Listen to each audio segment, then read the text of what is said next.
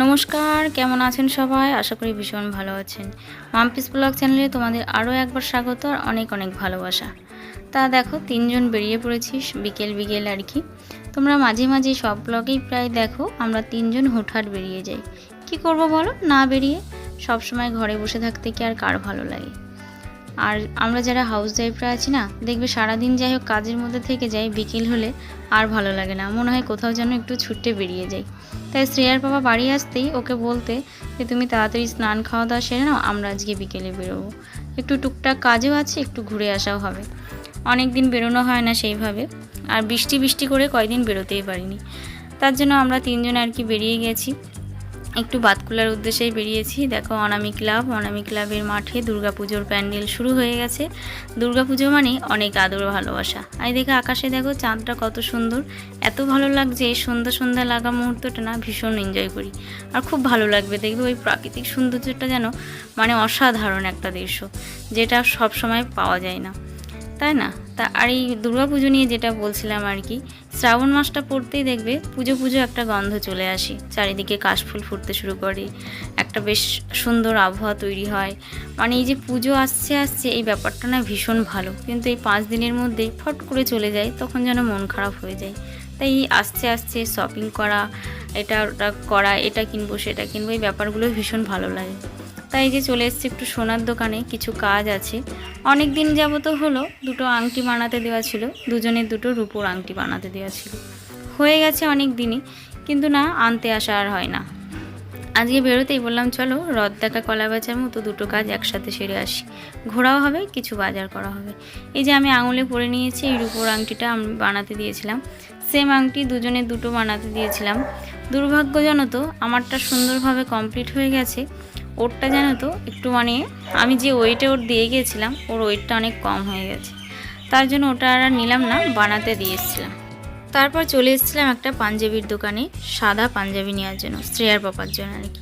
15 আগস্টে সাদা পাঞ্জাবি ছাড়া ঠিক জমে না, ওর জন্য আমি আর কি চলে আসলাম, ওর জন্য একটা সাদা পাঞ্জাবি নেবে বলে, যেহেতু কালকে স্কুলে পড়বে। ওর সাদা পাঞ্জাবিগুলো আছে, কিন্তু দেখবে সাদা পাঞ্জাবি বেশ কয়েকবার পরার পর, বিশেষ করে আমাদের নদিয়ার সাইডে জলের খুব আয়রন থাকার কারণে কেমন একটা হয়ে যায়।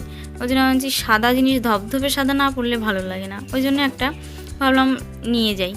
তা পাঞ্জাবিগুলো খুব সুন্দর ছিল, অনেক সুন্দর, কিন্তু বাজেটটা অনেকটাই বেশি আর কি। প্রচুর কালেকশান আছে প্রচুর, কিন্তু বাজেটটা অনেকটাই বেশি। আমি যে বাজেটে নিতে চাইছি ওই দোকানে ছিল না, তাই ওটা বাদ দিয়ে চলে আসলাম সবজি মার্কেটে, বাতকুল্লা সবজি মার্কেটে। কিছু টুকটাক কেনাকাটার আছে, চলো তোমাদের সাথে একটু দেখিয়ে দিই। আমি আর শ্রেয়ার বাবা দুজন চলে যাচ্ছি, মামামকে দোকানে বসিয়ে রেখে এসেছি। ও বেশি হাঁটতে চাটতে বাজার ঘুরতে পছন্দ করে না, ওই জন্য আর ওকে টেনে টেনে নিয়ে আসলাম না। দেখো সবজিগুলো দেখে মনে হচ্ছে সব ব্যাগে ভরে নিয়ে চলে যায়, তাজা সবজি আমার ভীষণ পছন্দের। তাই এখানে আমি আলু আর কাঁচা লঙ্কা নেওয়ার জন্য দাঁড়িয়ে গেছি, দোকানের কাঁচা লঙ্কাটা বেশ ভালো ছিল। আর এখানে দোকানে চলে এসেছি, দেখো চোকারটা কি সুন্দর, কিন্তু আমার নাই, পাশেই একজন বানাতে দিয়ে গেছিলো, তাই উনি বলছিল একটু পরে দেখো না আমার মেয়ের গলায় কেমন লাগবে, একটু দেখে নিয়ে যাই। তবু তার মেয়েকে হয়তো অনেক ভালো লাগবে, আমি পরে দেখে নিলাম। এখানে আবার চলে এসেছি কৃষ্ণনগরে এক পাঞ্জাবির দোকানে, এখানে বেশ পাঞ্জাবিগুলো আরও সুন্দর, কিন্তু আমাদের বাজেটের মধ্যেই ছিল, সব ধরনের বাজেটের মধ্যে আর কি আছে, যে যেরকম নেবে।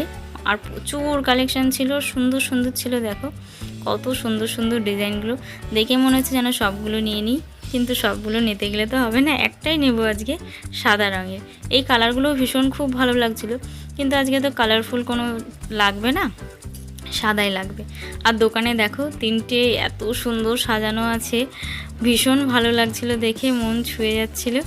তারপরে টুকটাক কেনাকাটা সেরে আমরা চলে এসেছি এক দোকানে, কিছু খাবার অর্ডার করে বসে আছি, কখন দেবে অপেক্ষায়। সারা বিকেল সন্ধে ঘুরে প্রায় বাজে এখন রাত 9টা 9:30, এই সময় প্রচণ্ড খিদে পেয়ে গেছে। এই যে খাবার চলে এসছে, একদম বড় সাইজের ডোসা খেতে আমরা ভীষণ পছন্দ করি, আর এই দোকানের ডোসাটা না ভীষণ টেস্টি হয়, ভীষণ। মামামও খুব এনজয় করে খায়, আমরা 3 জনেই খুব ভালো খাই আর কি, মানে এত পছন্দের খাবার আমাদের বলে বোঝাতে পারবো না। তার জন্য আর কি মামামকে খাইয়ে দিচ্ছিলাম, মামামারটা এখনও আসেনি, আমরা দুজন খাবো, বসে থাকবে, ওই জন্য ওরটা দিয়ে মানে খাইয়ে দিচ্ছিলাম।